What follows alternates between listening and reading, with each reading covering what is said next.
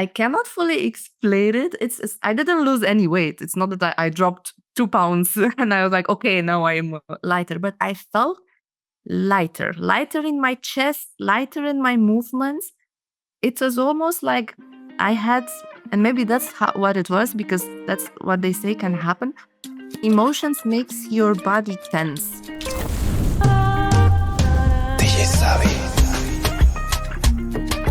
Iulia is a scientist by training and a thoughtful bridge builder between science and spirituality. With a doctorate in veterinary medicine, Iulia spent years studying the body from the cellular level up, immersing herself in molecular biology to understand how cells communicate and sustain life.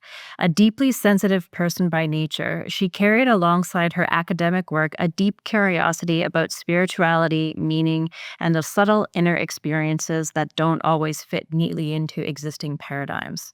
Through her own healing journey, she began exploring energy work, not as a projection of her analytical background, but as an expansion of it, using her understanding of biology to reflect on and translate experiences that aren't yet fully explained. In this conversation, Iulia shares her personal path, her perspective on the body and bioelectricity, and her reflections on whether spiritual energy might be another layer of reality we are only beginning to understand. Ooh, this is a good introduction, Iulia. I'm so Thank you for giving it. excited. Yeah, I'm so excited to have you on the show. And I'm very, very excited to see where this conversation takes us. So thank you so much for being here. Yes, thank you so much for accepting me here and for letting me to join you. And I'm also super excited, and let's see where we can get with it. Yeah.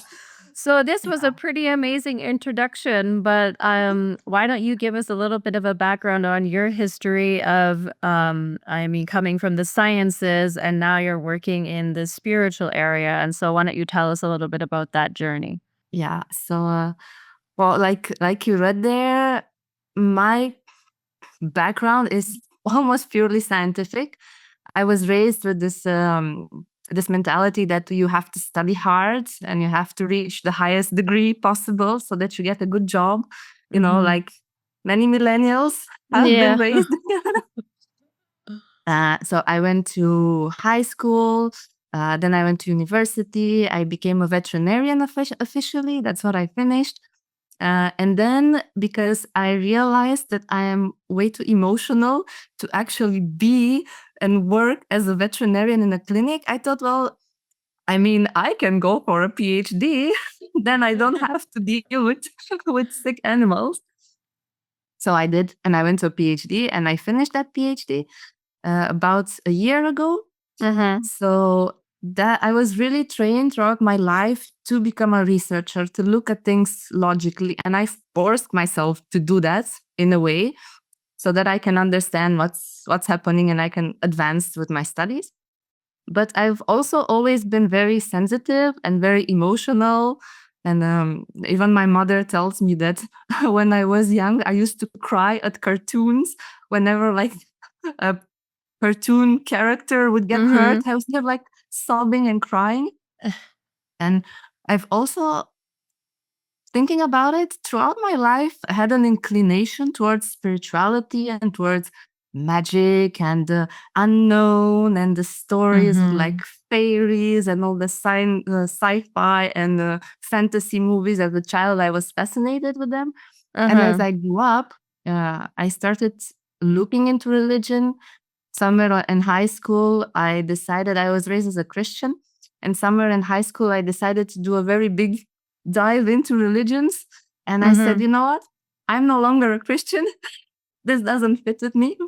So I studied about religion, but then life happened and I had to go to university, and I kind of put the spirituality things on a side. And then as time went on, actually what triggered this current dive into spirituality, because I've been doing this dive for almost 2 years now into spirituality, was that almost 2 years ago, my kitten died.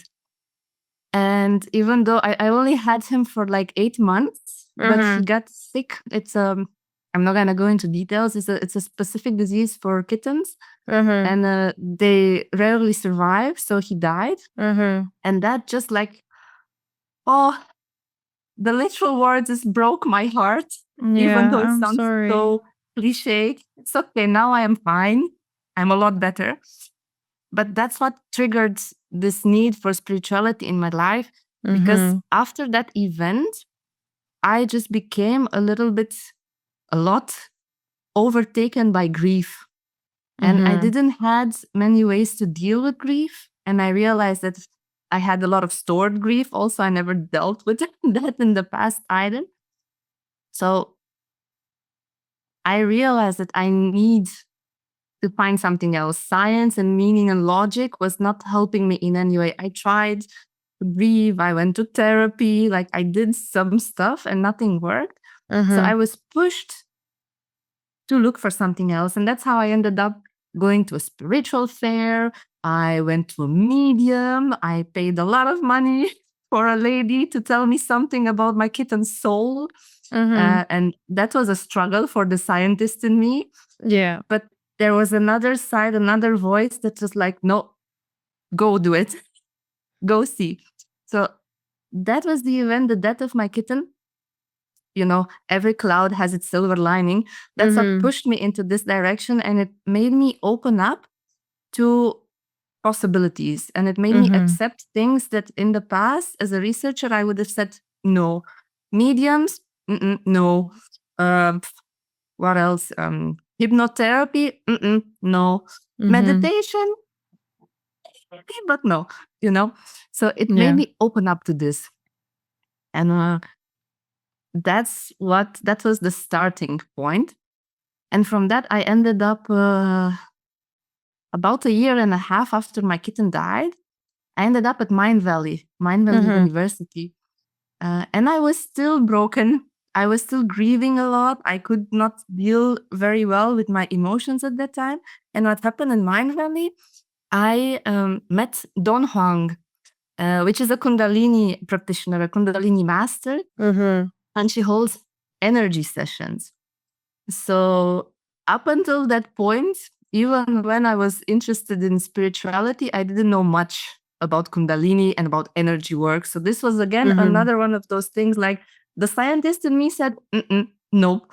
And the other side was like, just go, just go. Yeah. So, I went.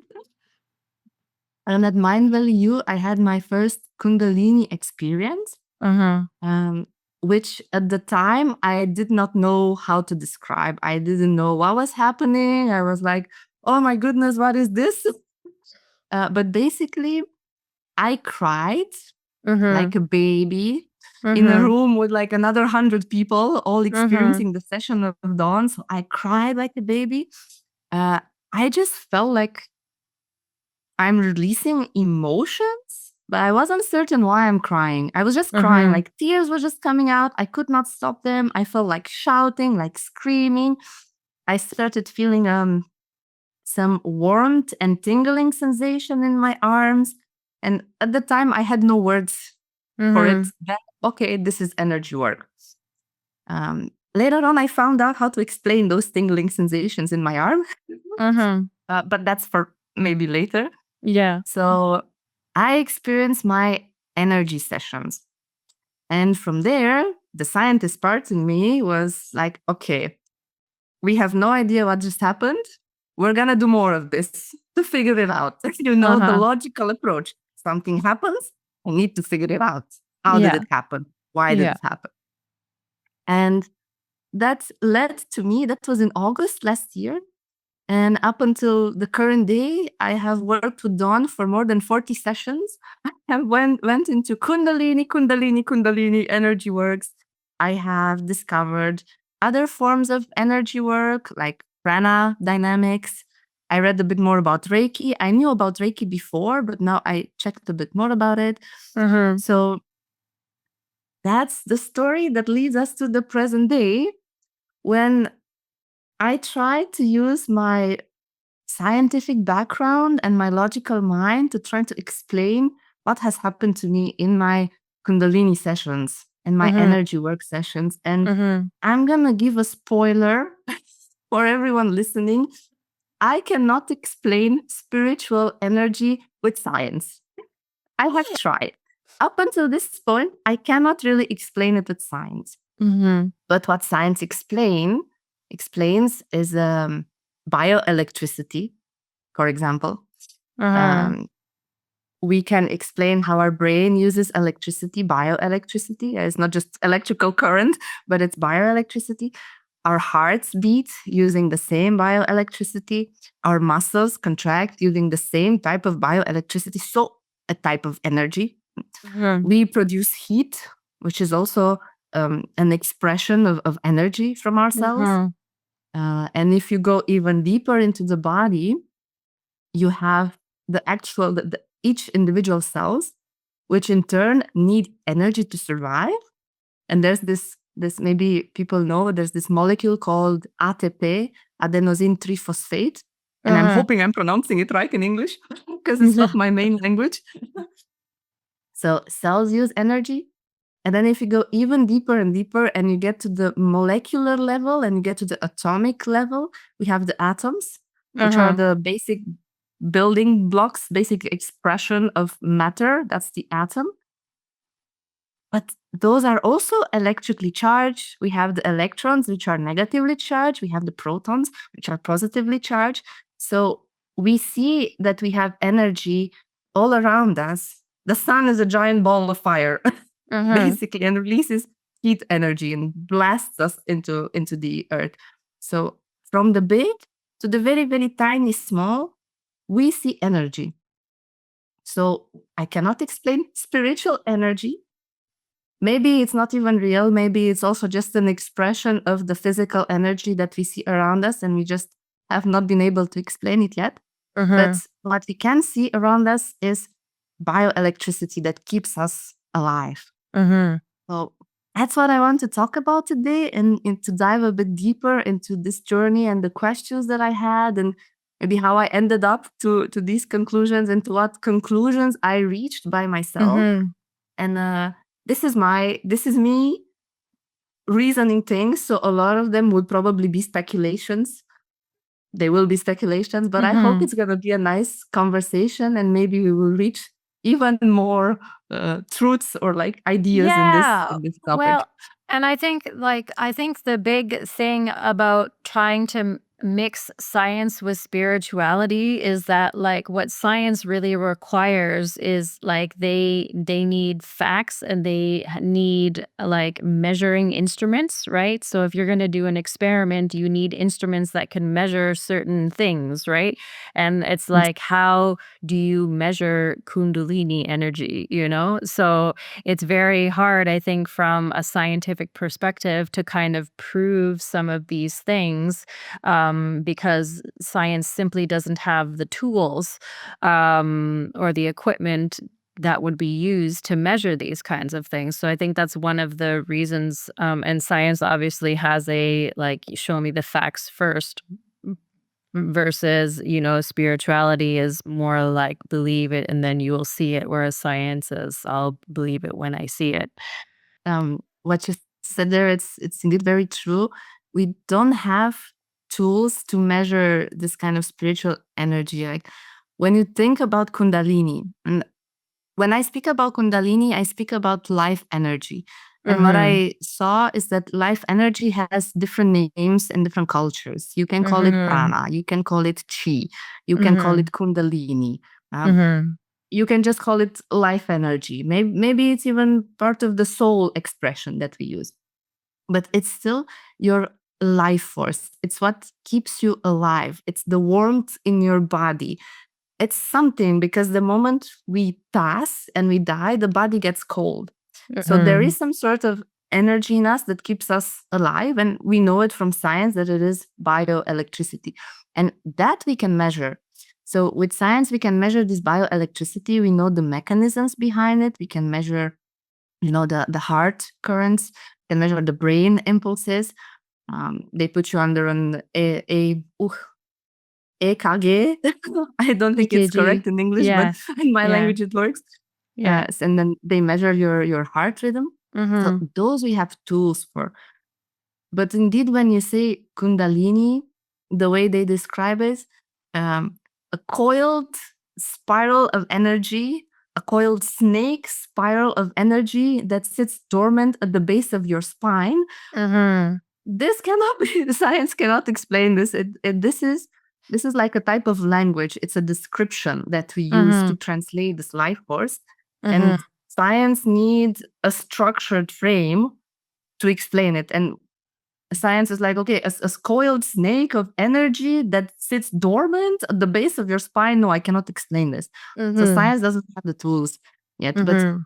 when it comes to the body, we can measure. And there's very fascinating research out there. And what's interesting, and it's still evolving.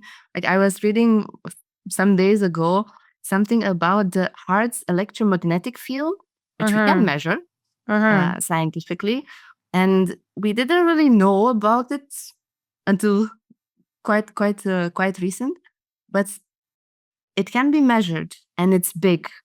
So the Mhm. heart, because it contracts and produces this energy, this electricity, bioelectricity, creates this electromagnetic field. And every source that produces electricity will produce this sort of electromagnetic field. The Mhm. brain does it too, but the brain's electromagnetic field is a lot smaller, and the Mhm. heart is so big that researchers now measured it and they said it spreads around your body. Mhm. And on top of that, they speculate and they say this electromagnetic field impacts other people, and it can actually um, transmit. They say bioinformation, so signals, emotions, feelings. Mhm. We as humans, we interact with each other through these electromagnetic fields. And one of the very nice ways to think about it, there's also research done on it. When two people are in love and they sit together, they join hands, they watch a movie in the bed, something, their heart rates will start to equalize and to beat in the same rhythm at the same time. So Mhm. that's one of nice ways to see, and they have measured it. So Mhm. they see that this happens. So we can influence each other just by being in close proximity to like equalize our heartbeats. So that's absolutely fascinating, I think, when it comes to Mhm. bioelectricity, bioenergy, or yeah, just being alive and interacting. Yeah. And this is new information, not long ago that it came up. So we're still learning. I think Yeah. the interesting thing though about this kind of stuff is that these are the kinds of things that like excuse me, Western science is just starting to catch up with things that have been existing. I mean, I'm not going to claim to be an expert on like Eastern philosophy and Eastern traditions and stuff. So I certainly am not. But as I'm doing more research on this, I'm recognizing like the common theme that I see across, people that I study is that like these are things that are coming up in science. Like there are things that have been talked about in like Chinese, Eastern traditions for like thousands of years already. And so now Western science is just starting to catch up. And so all of this stuff that used to be considered like woo woo by Yeah. Western medicine is actually like, oh, maybe there's something to this, and especially as now we start getting like the expansion of quantum physics and learning more about Oh, that side of things and how all of that interacts, which again, I'm not going to claim to be an expert in quantum physics because I think no one knows what's going on there, but yeah, and just the mere fact that even in the Western culture, like we don't have a word for Kundalini or Chi or life force energy. Like that concept just doesn't exist, even though that it's so clear. Like we can see it through death. When somebody passes, and you can like see their life force energy is just gone, right?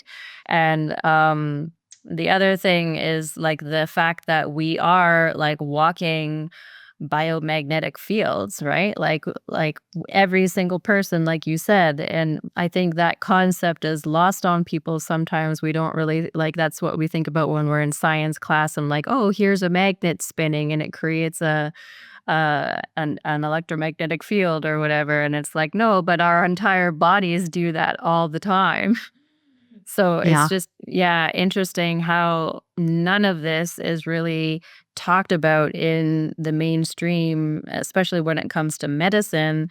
Because you were in veterinary medicine, about how can these things help to heal us, in terms of accessing the field in terms of healing.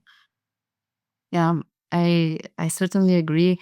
And in medicine, at least when I studied, which was many years ago, seven years ago, since I no That's not 8 years. so long. That's not No, so it's not so long. long. Okay, but that's when Yeah. I finished. So I started 6 years Mhm. before, so it's like 12, Mhm. 13 years or so. Mhm. And in veterinary as well, um, all these alternative therapies, they were kind of looked down and disregarded, like light therapy, for example.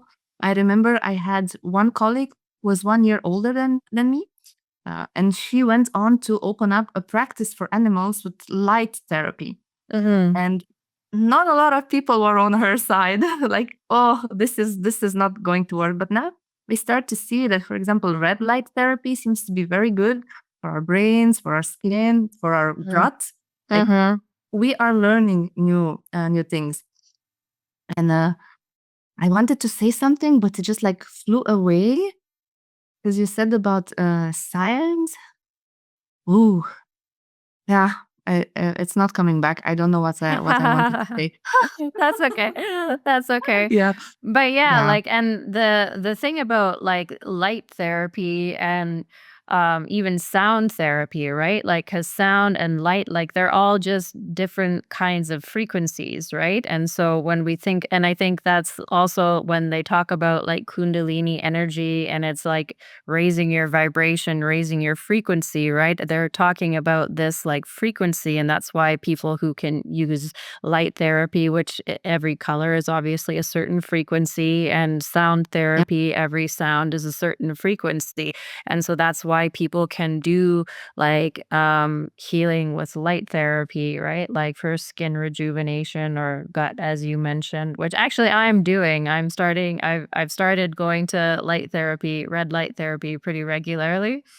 Um and I actually also just recently had I went to a bioresonance test to get a look at what my bioresonance field was saying. And so I got a very interesting report off of that as well. And so but all of these things are different frequencies. And I think that's what the Kundalini energy is about, is like getting your body to like resonate at the proper frequency so that you're in a healthy state. Yes. And now that you spoke about frequency, I remember what I wanted to say. Oh, okay, It's that, perfect. and it's connected. It's how medicine and science and research start to catch up on all this sense little things that were disregarded before. And one example that I can give, and I find it also very fascinating, is that you can use certain frequencies of sound to target specific cells. So, for example, Mhm. I know they were studying. I don't know where they are right now, but I've read it some years ago. They were trying to do sound therapy, frequency therapy on cancerous cells Mhm. because they discovered that if they play a certain frequency, only some cells will disintegrate. Some Mhm. cells will be fine, and others will just die purely Mhm. by the frequency of the sound that they were playing. So that's another thing that research and science is, I don't want to say catching up to, maybe more like finding out and discovering that we Mhm. can do these things.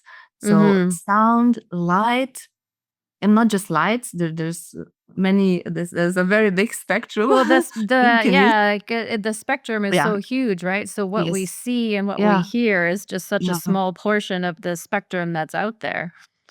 Yeah. Um moving or going back to that though. So interestingly enough, I just recently finished watching a documentary.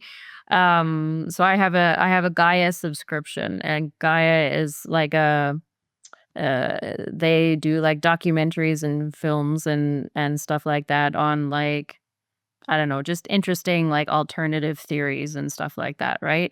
And so I have a Gaia subscription, and they did a documentary. It's called Forbidden Technologies. And one of the forbidden technologies that they went in on was this guy. His name was Royal Raymond Rife.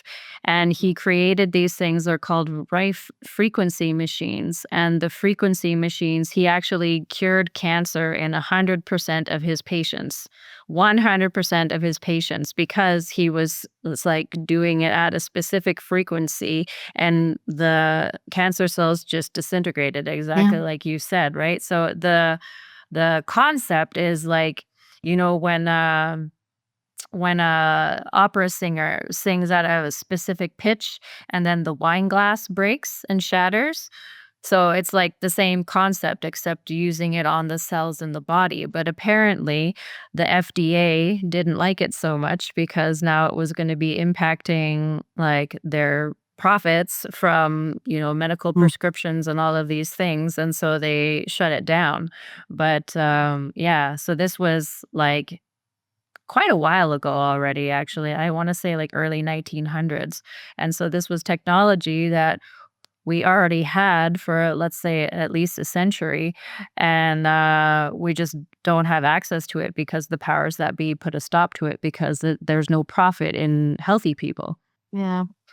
I think first, I just want to say I absolutely love the opera singer example. That's so perfectly spot on. I absolutely love it. It's only a certain type of glass that breaks. You don't break Mm-mm. everything else. That's really like No. the Yeah. same as with the cells. And for the other thing that you said, I think that's a very like sensitive topic. I don't have much information on that, like real sources. I just have my Mhm. own speculations, and I do agree. When I look at how we now treat patients and how we treat diseases and how we treat research in itself, Mhm. we mostly look at the disease.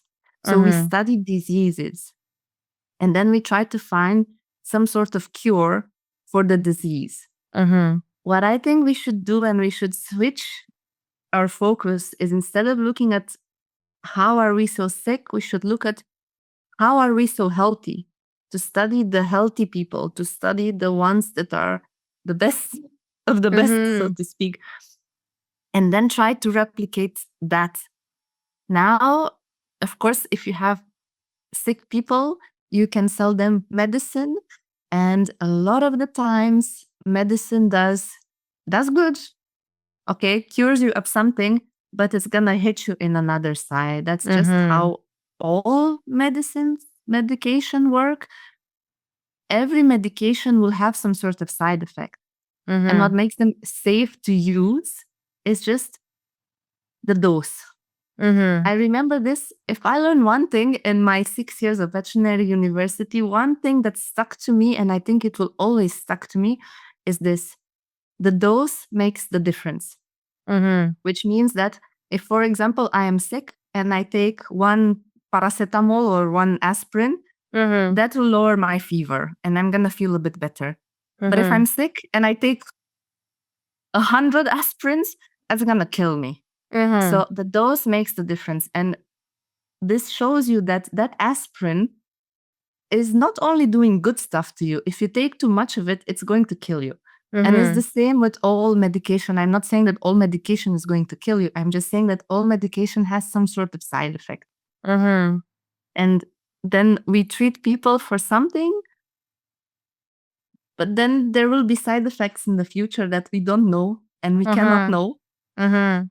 We don't have any idea how it works. But for the short term, it's better to treat them, of course, otherwise they will die then. So kind Mhm. of that's a bit of the Mhm. idea.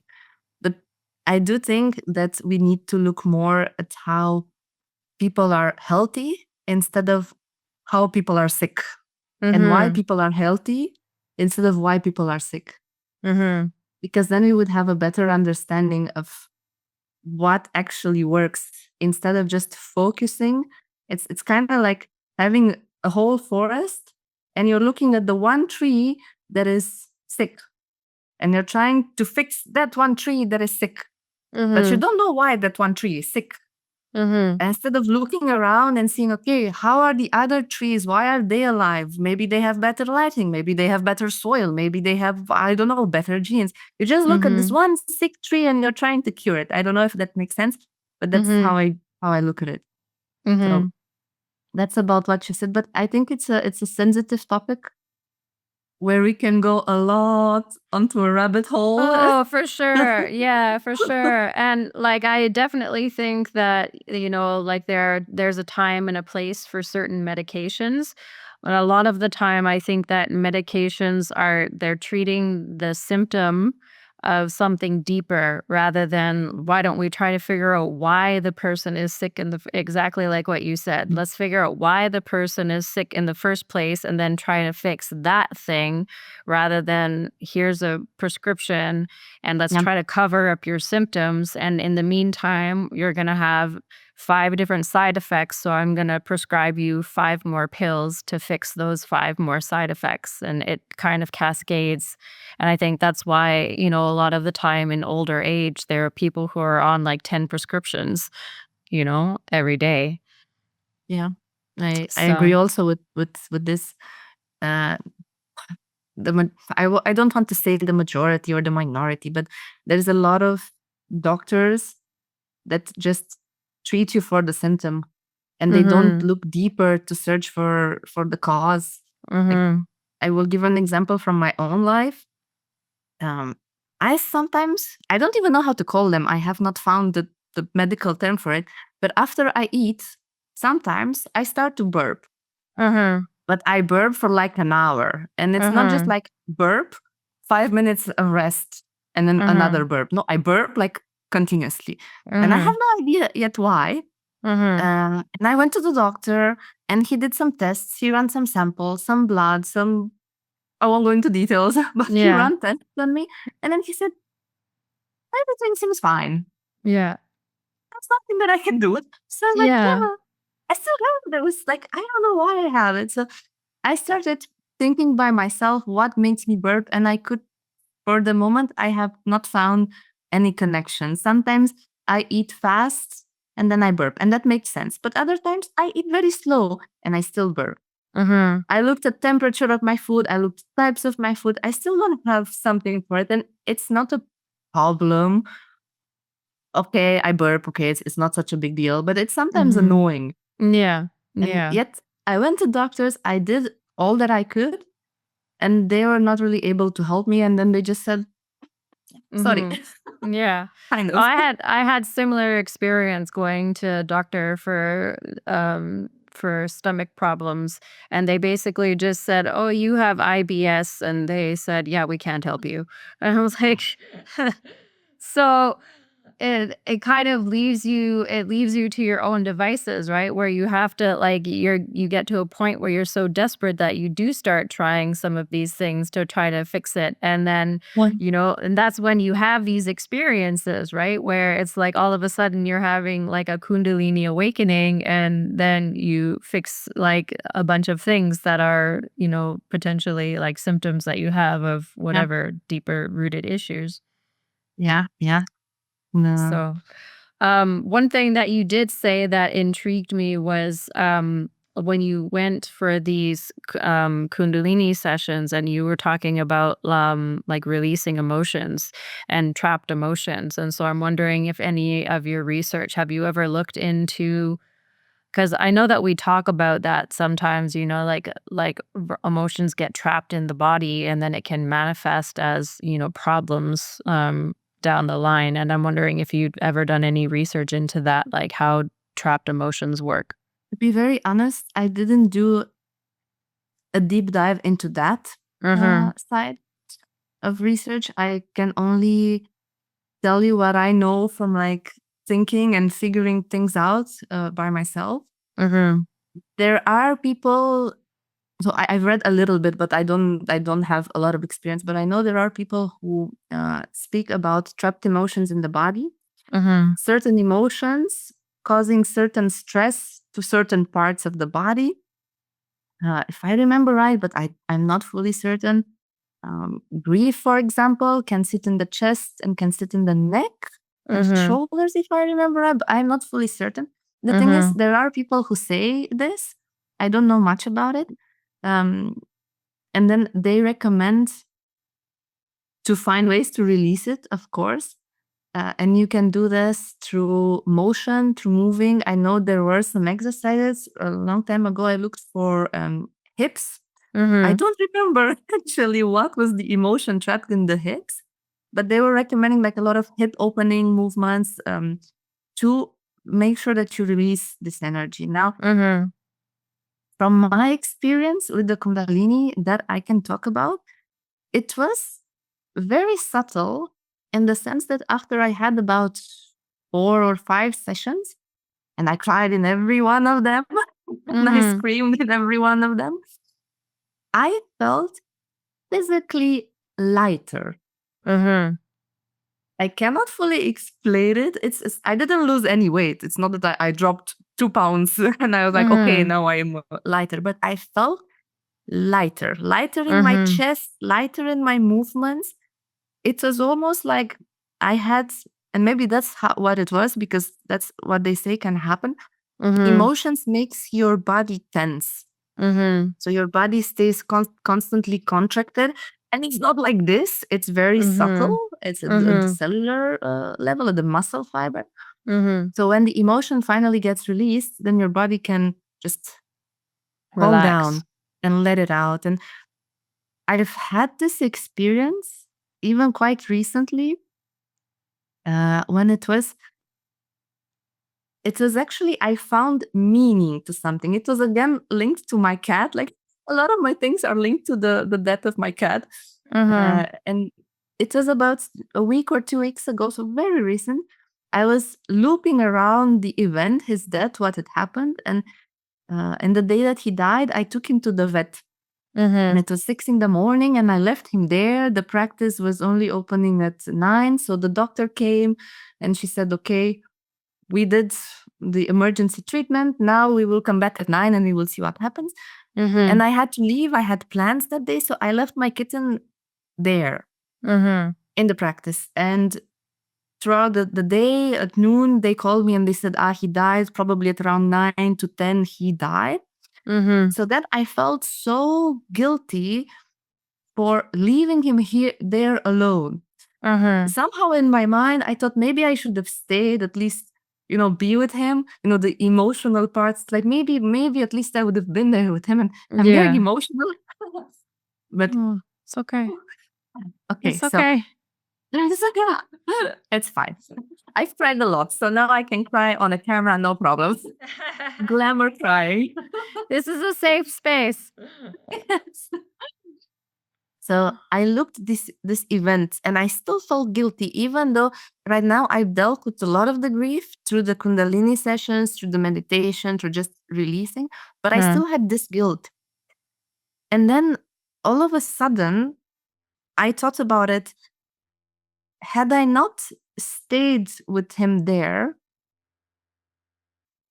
I would not have been here today. The long story is, when I left and I left him in the clinic on that day, I was on a bus and I listened to a podcast about mediums talking to dead spirits and about spirit guides. Yeah. And there was one thing the lady was saying in the podcast, you can talk to your spirit guides and just meditate and ask them to send you signs. And at the time I was like, signs? I mean, I like numbers. It would be kind of cool if I could see like pair of numbers, like 66 would be a nice number. I was in the bus, in the front seat. The moment that I'm thinking this, we're in a roundabout. A car enters into the roundabout in front of our bus. So close to a crash. It was just like boom inside. And I look at the plate numbers and I see 66. That's crazy. So that happened because I left my kitten at the vet And I went on with my life. I went on into the bus. I went on to listen this podcast. I went out to see the medium, to see the sign. And that was for me, it was like, oh, this is like a very strange coincidence. And that was the first tiny step that opened my mind, I would say, and led me further on to consider going to a medium because I kept remembering the podcast and the coincidence with the number. So now, a week ago or so, I was thinking, looping that event in my head, and I realized, had I not left him there alone, I would have never went through those two experiences. I would not have listened to the podcast, would not have seen that, and I might have not been here today. So in that moment, my brain had meaning. Even though it's maybe silly meaning and it doesn't mean much to everyone else. And some people will say, that was just a coincidence. But for my mind, that made sense. And in that moment, what happened in that moment, and now I have the awareness to feel my body better, I did this. I took a breath out. It was in the moment that I realized, oh, that was the meaning. A breath out came and my body relaxed a little bit. And when I took the breath out, because now I've been through so many energies and tried my best to meditate and to become aware of my body, I picked up on it. So when emotions leave you, or when you find meaning and a closing loop for whatever it is that you're dealing with, your body will somehow relax. And then you can just let go. So that's what I experience. And if you want, I can actually tell you also why I think this happens, why we go through this. So, okay, perfect. This is also because recently I've worked with Eric Ednidis. I hope I'm pronouncing it right. And I went to some of his workshops, and there he talks a lot about evolutionary biology. Like, he's a cool guy. He does a bunch of stuff. And I started thinking about evolutionary biology and why do we need closure? Why do we need meaning? Why do we need science? Because science puts things in a box. Science offers us some sort of closure. This is how it works. This is the thing. And why do I need meaning? And why, in the moment that I had that meaning experience, I was able to calm down. And then I thought, well, it's because inside my mind, there was a loop. The brain, my brain, and our brain opened up a loop. My kitten died. I wasn't there for him. I'm a horrible person. Kitten died. I wasn't there for him. Horrible person. Kitten died. And it kept spiraling in this. And it didn't have any kind of solution and any kind of resolve except for I'm a bad person, which is not a good resolve. No. So it kept this tension in me. Tension that I was only able to release in the moment where I created that thought of meaning, fictive or not, that worked to break the loop. And when we look at evolutionary biology, when we were still, if you believe in that, when we were still in the caves, when we were hunter-gatherers, even when we started settling down and we started cultivating the land, we were most of the times in danger. We were not safe. Either we were chased by predators, chased by other tribes, maybe we didn't have food, maybe the weather conditions were bad, we needed to find shelter. So what does the brain do? The brain sees an event and it's like, what is this? Is this fear? Am I being attacked? Do I need to flight? Do I need to fight? Do I need to freeze? Maybe I'm finding something to eat. Then I need to become very happy and release a bunch of happy hormones so that I remember to come back to this tree and eat the fruits. Or maybe there's like a potential for breeding. And then, the veterinarian in me breeding. Maybe I find a partner. So the brain identifies patterns. And when a certain stimuli appears, the brain is like, whoop, I'm opening a loop. What is this? When that loop opens, the body contracts. The body is like, I need to be prepared. The brain tells the body, I need to be prepared for whatever it is until I figure it out. Your body needs to be prepared. So we are in a constant state of stress. We have this loop. The moment that the brain analyzes the situation and says, it's just a fruit, I have now food, okay, it sends back the message to the body to chill and let go of the loop. And the loop closes. Or maybe we were chased by a lion. And then we were like, oh shit, we need to hide and then run away from the spot. Then we hid, the lion passed, we went to safety. The brain was like, okay, no more lion, I am now safe. Body, you can relax. And the body relaxes. So the brain creates these loops, makes the body tense, prepared for whatever action it needs to be, and then it needs to close that loop so that the body can relax. But I think that when we deal right now in our society, we deal with intense stress, we deal with emotions, with grief, with loss. I'm not even gonna go into the area of war and famine and what happens in those sides of the world, but in our society, we deal with stress, with a job that we don't like, with being in traffic, with losing somebody. And if we cannot find a way to process those emotions that we have, if we cannot find a way to release those emotions, then the brain remains with the loop open. And as long as the loop is open, the body stays contracted. So the body is trapped, the emotion is trapped in the body, and the brain doesn't know what to do. So then we cannot relax. So then what I noticed is science is very good at closing these kind of loops. Science is very technical, and you have a problem, and science tells you, this is how it happened. This is what makes this problem work. And then the brain is like, oh, okay, this is the problem. I understand it. Body, you can relax. And when science cannot do this, the brain remains in that state. The body is contracted.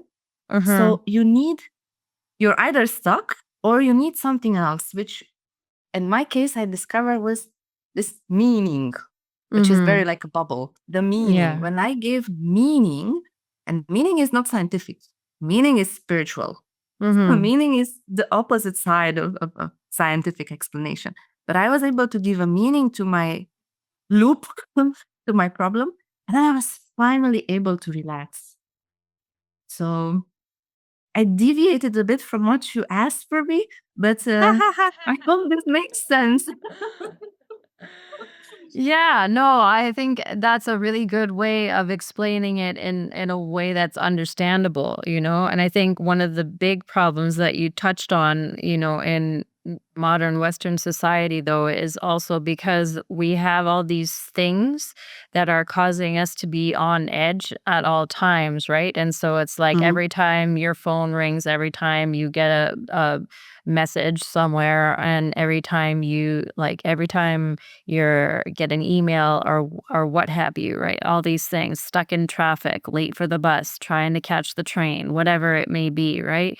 And it's like a constant state of being on edge and being like What? living in a state of constant fear, right? And so then your body doesn't know how to react, right? You had mentioned fight, flight, or freeze, and so I think that's part of the reason why you know, when you have so much to do, right, as well, because we often like stack tasks, and so it's just like our lists of to-dos are just like endless, and then you feel kind of paralyzed because it's like fight, flight, or freeze. Okay, so in this moment my body's saying freeze, and I procrastinate on things because it's like I don't this is too much, right? And so when it comes to dealing with those kinds of situations, I think it becomes really important to, we kind of touched on it before, but like looking at your lifestyle factors and like, okay, how are you setting up your life to kind of counteract these things that are to a certain extent unavoidable in our day-to-day lives, and you know, helping to mitigate that so our body isn't constantly on edge, right? So we have the opportunity to relax. Yeah. Yes. And touching up on what you said and what I said, it's also I think it's hard to find ways to manage these situations, simply because not a lot of people are aware of these things. I don't think Mm-hmm. we fully understand how our current society and way of living impacts our bodies, because we evolved a lot in the past couple hundred years, Mm-hmm. um, even like 1,000 years or so. But the brains, yes, Well, I was going to say to that point, like my grandmother, who's still alive, so she's almost 100 years old, but my grandmother, who's still alive, tells me about the stories when they lived like out in the country and they washed their clothes by hand with like they had one of those things where they rolled the clothes out to get the water out, and they took the horse and buggy into town and stuff like that, right? So like they didn't have a refrigerator because there was no electricity, and so, like, they had a cellar and they kept all the food in the cellar and things like so that's less than 100 years ago. That's how we were living. And now all of a sudden we're living with cell phones and lights and, the internet and all of these things that, and I mean, planes and whatnot, like you can be anywhere in the world in less than 24 hours, which also wreaks havoc on your body when you travel like that. And so it's just like the amount of industrialization that has happened in the past 100 years. That's not even a generation. And we literally can't keep up. Like our bodies don't understand what's going on. yeah, yeah, exactly. And the brain still operates on the same type of patterns that it used to, on the same programs that it had Mhm. from when we were still hunter gatherers. We still have those pathways inside our brain. So now, instead of having a lion that chases us, we have the notification, because we all have Outlook or Hotmail or Yahoo Mail Mhm. or whatnot on our phones, and our bosses text us. Did you do Mhm. that? Did you complete that? Did you do this? And then the brain is like, oh no, I am stressed. I'm gonna run that pattern from long ago when I had the lion chasing me. The Mhm. problem is now there is no lion, and I can just Mhm. like put the phone down and say, no, no, I am fine. Need to breathe in, Mhm. breathe out a Mhm. couple of times, deep breaths in, deep breaths out, to calm the nervous system. And what you said also about how insanely much we have changed in the last 100 years. I was a child in the 1990s, and I had no phone. There was no cell Mm. phone. I got a Uh-huh. phone somewhere in the 2000s. That's when I Mhm. had my first phone, okay? Mhm. I don't know in other parts of the world, but I was raised in Romania, and there I had phones in 2000. My grandparents had a black and white TV also until the beginning of the 2000s. I only had a color TV in like 2001 or something Mhm. like that.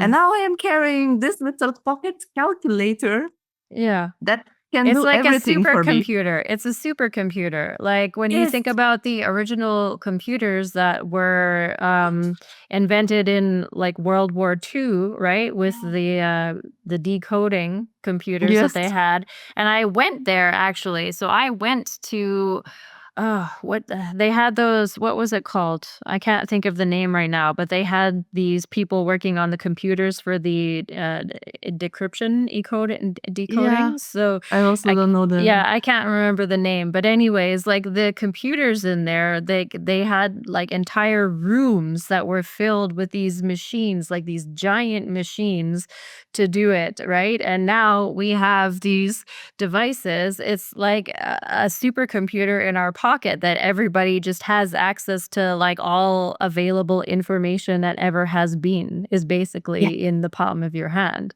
Like it's crazy the Yeah. speed at which technology has advanced, and the body like literally just can't keep up. And I'm gonna continue on that. And what you said before, we have these mini computers, these calculators in our pockets. But I think that's also something that makes us more disconnected than it Mhm. makes us more connected. Because you said Mhm. about your grandmother that they used to go with the horse in the town and they would wash their clothes. Yeah. They did those things as a group, as a community. They Mhm. didn't had phone and access to anything, any kind of information that I want. So they were forced to Mhm. live in a community. Mhm. And going back to the electromagnetic field, we are meant to live in a community. We influence each other. We take on the good energies of the people around us. We're supposed to be together. We're supposed to, if somebody dies, if we lose a member of our family, in the past, it wasn't just a loss of the family, it was a loss of the community. It was Mr. I don't know, Mr. John. And Mhm. Mr. John was the guy who would provide the milk because he had the most cows and he would give to everyone. And Mr. John had he was very good with children, and all the children of the village would be sad for Mr. John's death. Mhm. So we had this community and we could grieve together and we could mourn together and we could share experiences. And that made us feel less alone. And it Mhm. can literally decrease the stress level. Uh, I'll go again to the heart and the electromagnetic field. Um, it doesn't only happen with two people that are in love. It can also happen, for example, if two people are fighting. Mhm. A person's negative state can influence the other person subconsciously. It's just Mhm. signals that are being transmitted. And then Mhm. we either raise each other up or we lower each other down. Mhm. So we're supposed to live in a community. We're supposed to stay connected. We have done this for so many years Mhm. until about 50 years or so ago, maybe even less, Yeah, 30 something probably. years ago, Yeah. when we started having access to the internet, to the telephones, to computers, and we kind of just closed off with each Mhm. other. We don't talk. Like how I started a little bit crying. Uh, a lot of people can see that as weakness. A lot of people don't like to cry in public. A lot of people think that showing emotions or vulnerability is something bad. When actually, 100 years ago, we used to do that in groups. Like Mhm. there were rituals, there were holidays for Christmas, for Mhm. the current Halloween. People would go out, depending on cultures. That I know what they do in my country, and for Christmas they dress with like skins of sheep or of bears Mhm. because Mhm. they used to hunt bears, and Mhm. then they put these big masks on their faces and they go and they make noise. They have drums and they shout and they sing and they ward off evil spirits Mhm. because Mhm. it's Yeah. the winter solstice, is it? Or Yeah, yeah, it's the the winter winters, yeah. solstice. So they ward off the evil spirits. It's traditions, but all those Mhm. things bring us together, and all those Mhm. things help us release. Because what I noticed from my own experience, movement, sound, crying, they're very important in releasing all that stored Mhm. emotions from your Mhm. body. Mhm. And we used to do that 50 years ago, but now we don't do it anymore. Mhm. Now people go to, I don't know if I'm saying it right, but like rave parties with like loud music and they just dance and shout. Mhm. And somebody that I know told me that they really love those kind of parties because it's a moment when they really feel like they're connected with Mhm. everyone around them. Mhm. I was just like, is it because you're listening to music which has vibrations, sound, you Mhm. are dancing, you're moving, you're shouting, screaming, releasing, you're Mhm. happy, you're surrounded by a bunch of other people that do the same thing and Mhm. experience the same emotions. So maybe you love them so much because that's what we're meant to be. And now we lost Mhm.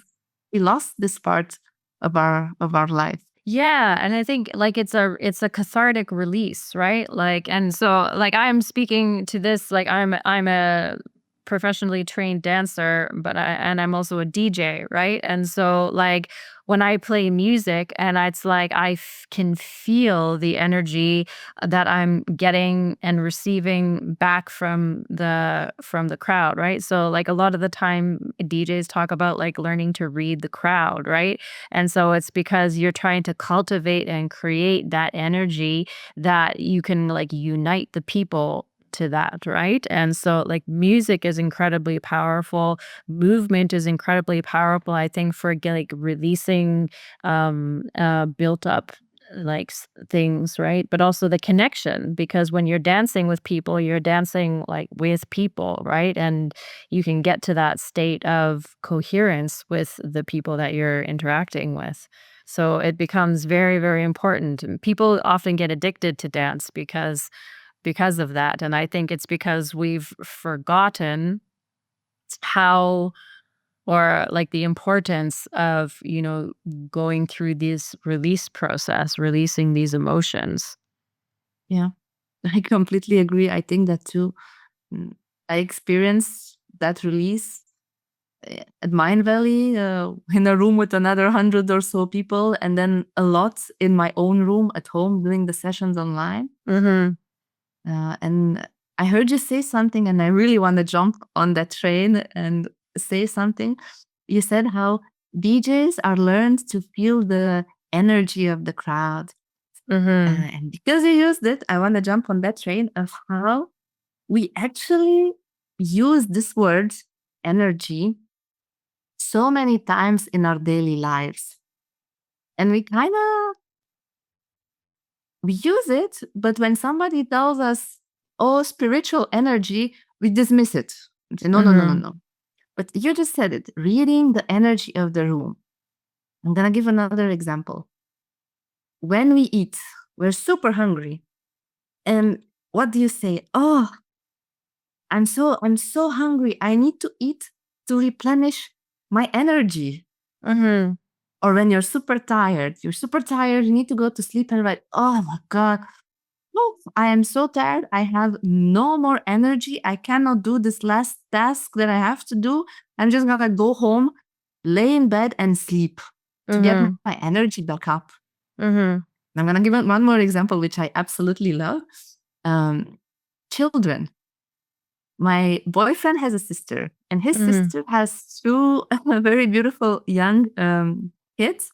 Mhm. Um, and the girl, she's about 4 years old, I think now, or she's turning 5. But we meet up as a family, and they, of course, eat sweets because it's a gathering and Mhm. everybody receives gifts and they receive chocolates and then they eat chocolate. And then they start to run and she runs and she's so energetic and Mhm. she shouts and screams and plays. And as adults, what do we say? Ah, kids, they have so much energy. Ah, we gave them the Mhm. chocolate and now they have so much energy. They need to spend this energy. Mhm. So if I think it's very interesting to notice how much we use this word in our day-to-day life without actually fully thinking about it. And what does it mean? What do we say? What does this mean? Energy. Mhm. I don't have any more energy. I need to eat or I need to Mhm. sleep. Mhm. And that science explains it. And I said it in the beginning how we have the bio electricity, Mhm. where the molecule inside our body, the ions, the positively and negatively charged ions, uh, move from cell to cell. And that triggers the brain impulses, that triggers the heart beating. And then when you eat, the food is broken down to smallest molecules, which then are used to create this molecule that has energy, the ATP, the Mhm. adenosine triphosphate, which then Mhm. in turn, this molecule is being used by the cells of the body and the organs of the body to help us be alive and to survive. We Mhm. cannot survive without this molecule, Mhm. without its energy. It is energy. That's how. science also calls it, the ATP has energy. There's energy stored in the bonds of the phosphate molecules in this this in the ATP. And when the body needs to use it, it can subtract it. It can take it away by breaking apart one of the phosphate group. Think about it like this molecule is like a train, and it has 3 locomotives. So the locomotives have energy, and the body can use that energy of the locomotives to do different processes, to contract the muscles, to it's used in cellular division. It's used for everything. And as far as I know, and I hope I'm not saying a stupid thing, but every single living thing considered living, no viruses then, so every considered living thing on our planet uses ATP, uses this energy. It's the currency of the cell. We need it. We use it as humans, as mammals, as animals. Bacteria use it. Plants use it also. They have a bit of a different system. Actually, they can get energy from the sun through photosynthesis, but they also have mitochondria, and they can have energy from nutrients that they take from the ground. So we absolutely need energy in our lives. And then we say a Kundalini spiral of energy coil at the base of your spine. That's not real. Energy doesn't exist. We just call it bioelectricity. And maybe we don't fully understand spiritual energy, or we don't have mechanisms to yet explain it. Or who knows, maybe spiritual energy is just some sort of byproduct or another form of this bioelectricity that we just cannot name it yet. So Yeah, it was potentially. One of the things that I popped into my head, actually, I wanted to get your thoughts on, because we're talking about the body as a biomagnetic field, right? And so my question to you is, and if you've done any of research on this in your research, um, because we're surrounded by, and we talked on this briefly, we're surrounded by different kinds of waves, right? And because we know that all energy works on a spectrum, right? And so we're surrounded by like the internet waves, the cell waves, the microwaves, and all of these things. And I'm just wondering if you had any thoughts or opinions or research around like how that actually affects our biomagnetic field, right? Because one of the things that we talked about is being, inundated with all of these things on a day-to-day basis. And when we exist in a society where, there's like when 5G came out, right? And, when people start, like, you hear like the people complaining, like, oh, you can't do 5G because it's going to affect you.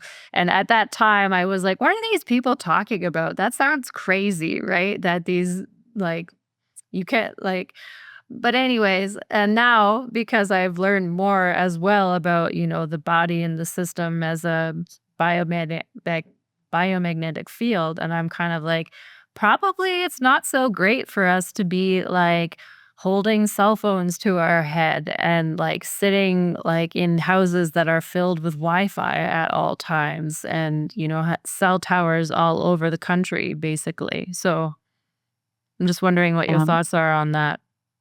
yeah, that's a big topic, I think, in which I will be humble and admit again, I have not done a lot of diving into it, but I do know that there is some research done on the topic of at least the bones that we use at our Mhm. heads. If I remember correct, there were some studies done, and they noticed some tumors in the Mhm. brain. Mhm. Exactly how it influences us, I do not know to tell you, so I don't want to just make assumptions. Mhm. But I am certain that they can affect us. If we can affect each other, if my heart rate can change because I'm sitting next to my boyfriend, Mhm. then certainly this waves, this radio magnetic fields as Mhm. well can affect us. How? I don't know. How strong do they need to be to affect us? I also don't know. How Mhm. long do we have to be surrounded by them to be Mhm. affected? I also don't know. Uh, I guess it can also be uh, influenced by us. So, Mhm. for example, my body maybe could take less radiation, Mhm. electromagnetic radiations from my phone or something, than Mhm. your body, for example, or than the body Mhm. of somebody else. I don't know the studies that they've done on this. What I do know that each phone should have somewhere hidden in the about phone statements, Mhm. when you go to settings and you press 10,000 buttons to reach one document, where it actually tells you how close you should hold it of your head, Mhm. uh, in order for it to not critically influence, or in order for your chances to be influenced by it to be very small. Mhm. Um, I I wish I could tell you more, Mhm. but I don't know. I just know you can check it. You can check it even online to see how you get to the document in the phone. Yes. I've heard about this actually. I don't remember where I heard about this, but something about how the cell phone in their like agreement terms, they Yes. actually put in there that like they cannot be held liable for those kinds Yeah. of things if you hold it to your head or something along those lines, and they tell Yeah. you like a specific distance that it should be held from Yes. your. I've heard Oh, about this, and I think there you are should not people.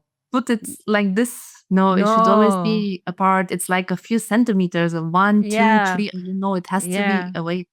And But then I you're actually holding it, huh? yeah, well, and that's one of the reasons why I stopped, using, earbuds, like wireless earbuds as well, is because I don't wanna have wireless which is a pain in the butt for running, because it's so convenient to run without wires, but, like, I don't use wireless earbuds anymore, and when I talk, I'm always using like, I have wired earbuds for this, or on my phone, like, I'll hold it out here and put it on speaker. That I also heard quite recently, but I don't know much about it, again, but I heard the same thing, that wireless headphones are not super great for us, because Mhm. they literally, you put them inside, so they're in contact to you, they receive signal from your phone, so your brain is in a constant like They've exchange of yeah, fields, and that's not good. I think they've done experiments where people have like, they've been on EEG or EKG and don't Yeah. exactly and they've done it with the different colors, and as soon as you put those on your brain, like, it turns different colors. I mean, I would have to do so I sound like an idiot right now because I don't know what I'm talking about, but yeah, basically it negatively impacts the way that your brain Yes. functions because you have this field, like this electromagnetic field, like directly up against your brain, and so it impacts the way that your synapses are working. It does make sense, because the brain has its own electromagnetic field, and we Mhm. know that electromagnetic fields can interact with each other. So Mhm. if you're having your own and then you're bombarding it with something else, then it might Mhm. change the way those neurons works, those Yeah. synapses pathways, that how are they activated, what is changing. So Mhm. it's definitely a thing to look into, and to Mhm. maybe do even more research. Mhm. And Yeah. if I want to tie it to my veterinarian background, um, I think we can learn more about this by looking at animals. Mhm. Um, an interesting thing that I read about was, if you have, let's say you have dogs or cats, and you live in a house for years and years, and your first cat gets cancer, dies at the age of 7. You get another cat. 5 years later, that cat gets cancer. Mhm. Maybe you get another cat, and again after 3 years or so, that cat gets cancer. If you Mhm. see certain recurring patterns in your animals, Mhm. you should start thinking that maybe there is something in your surroundings, in your environment, that influences the animal, and it's also influencing you. The Mhm. difference is, animals live less, so Mhm. they live faster. And diseases happen, like cancer can happen faster in them. But what affects them can also affect us. So I don't know if research is done on this, but I think we can learn from animals and how they react to this kind of things, because the effects in them might be seen faster than they are seen in us.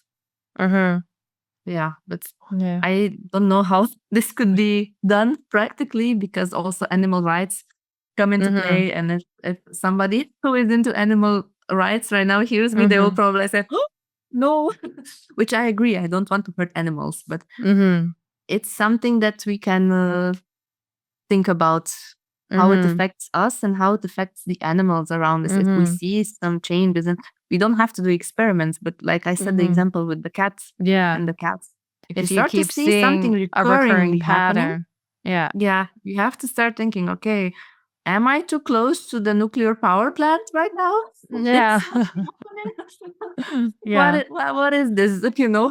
Yeah. So Yeah. we're getting close to the end of our time. I Is there spoke. is there anything else that you would want to discuss quickly before we wrap up, or is this a good time to? There's one more thing that I want to say. It's the conclusion that I have reached after trying the scientific way and then jumping into the um, spirituality and the magic way. Because I said in the beginning, I cannot explain spirituality, spiritual energy with science, and I have really tried.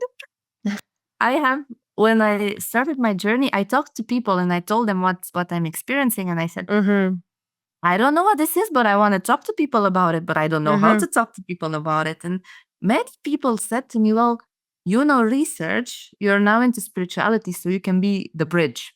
You Yeah. can explain it for people. Oh, I tried. Yeah. But I reached this conclusion for myself, and maybe it will resonate with others as well. I think science and spirituality, and I'm including here general magic-y woo-woo things, all in all. Think about them as two different languages. I would say science is the mathematics, and spirituality and magic and the unknown is like a language, like English. Science is very structured, it's mathematical, it's numbers, it's equations. You reach a certain answer, and you can only reach that one certain answer. Basically, and science asks, how does this work? That's what science does. Science is very good at explaining how things work. That's the math. When we go to spirituality and I go to magic, spirituality asks, how does this make me feel? It's two different questions. How does this work? And how does this how does this make me feel? And I associate it with like a language, with English or whatever mother tongue you want, because with the language, you can write poems, you can write songs, you can write a story, you can speak and communicate with other people. With math, you can't really do that. You can't write a poem with numbers. And you can, but it's gonna be very hard. So I reached the conclusion that, okay, science right now cannot explain all the things that happen when it comes to energy work. It can explain certain things. And I actually do want to, if you allow me a moment to give a short story, I will explain how in the beginning, in my Kundalini sessions, I thought that I experienced pure energy. I had warmth in my hands, I had tingling all over my arm. It felt like there's this huge tingling sensation that goes outside of my arm. And at that moment, I used the word energy to describe it. And I used it for a long time until I stumbled upon a different workshop with a different person who did breathing work. And we basically did a type of hyperventilating. We hyperventilated. And because we did that, the gases, the CO2 and the O2, they changed. And because the gas exchange changed, the pH of the blood changed. So it became higher, it became more alkaline. And Mhm. because that happened, because the blood pH was different, the nerves endings in the arms got irritated, which led the nerves to fire up weird signals, which might Mhm. have caused the tingling sensation that I felt and the warmth feeling that I felt in my arms. Mhm. So I am at this point not saying this was pure energy or this was pure science. But Mhm. I found a way to explain the experience for which I had no other words than energy Mhm. with a scientific, biological, normal explanation. And when I did that, I actually got very sad because I thought, oh no, my very special energetic experience was just biology. And I got trapped a bit in this cycle of like, oh no, what do I do now? Is energy not real? If I keep on exploring science, will this mean Mhm. that all energy and spirituality will lose its meaning? It's just going to be biology explained. And in that path, I reached this conclusion that science explained how things happen, and science explained how that happens.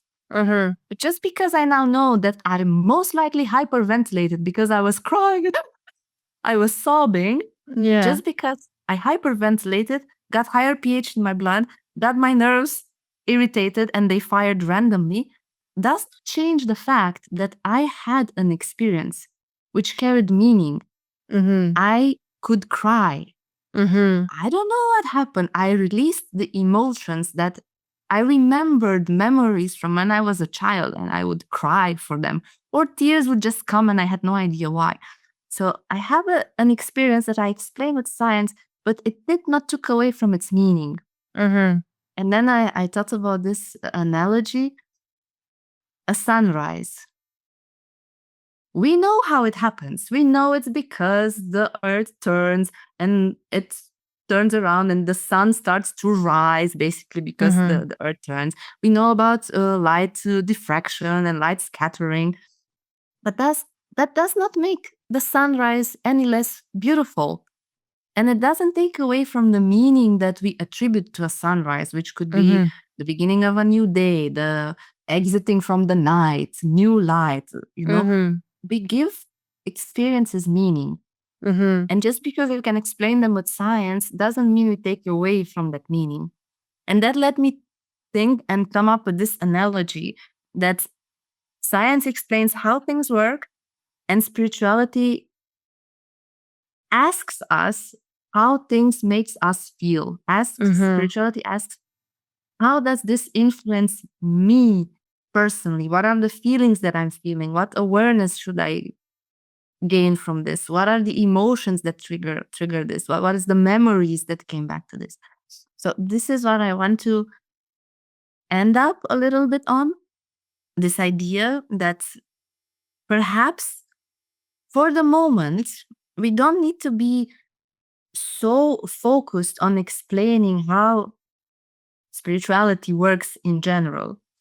As long as we can give it some sort of meaning that helps us close our brain loops, that helps us um, relax and let go, then maybe for the moment, we should appreciate that. Mhm. Anytime, maybe science will catch up to it and we will be able to explain what is happening. But we should not be fully focused on explaining the process. That should not be the target. Mhm. We should focus on how can we use the spirituality, science, whatever, to help us become better, to help us release emotions, to help us reconnect with each other, to help us have a better, more grounded, more healthy, more happier life. Mhm. That's what Mhm. I would like to say in the end. I think that is such a beautiful way to end this podcast because at the end of the day, that's what it's all about, right? Is, having a happy, healthy, fulfilling life. And if you get it through spirituality, then that's Science. beautiful. Yeah. Spirituality, science, like, so, and I think the important part also is that you have to do what works for you. Yes, Mhm. I So, agree. yeah. Well, this was a really amazing conversation. Thank you so much again. What is the best way for people to connect with you, through social media or email? So I'm pretty much at the beginning of my journey right now. Mhm. The best way to find me is on Instagram, Okay. or on LinkedIn, but I mostly sit on Instagram. Okay. I made a page where I will start posting more, and I will share more of my ideas about science and spirituality and energy work, and about my art and how I use AI to create art and to gain insights. So Oh, if amazing. people want to follow me, then my Instagram is Yuande slash flow. Mhm. And I think I gave it to you, so it Yeah, should be on the link. we'll So put the link. We'll put it in the link yeah, of the subscript or of the yeah. description. So amazing. Well, thank you so much again, Yulia, for being here with me today. Have an amazing evening, and we'll chat soon. Yes. And you too. Have a beautiful day. Yeah, thanks. Bye. DJ Savvy.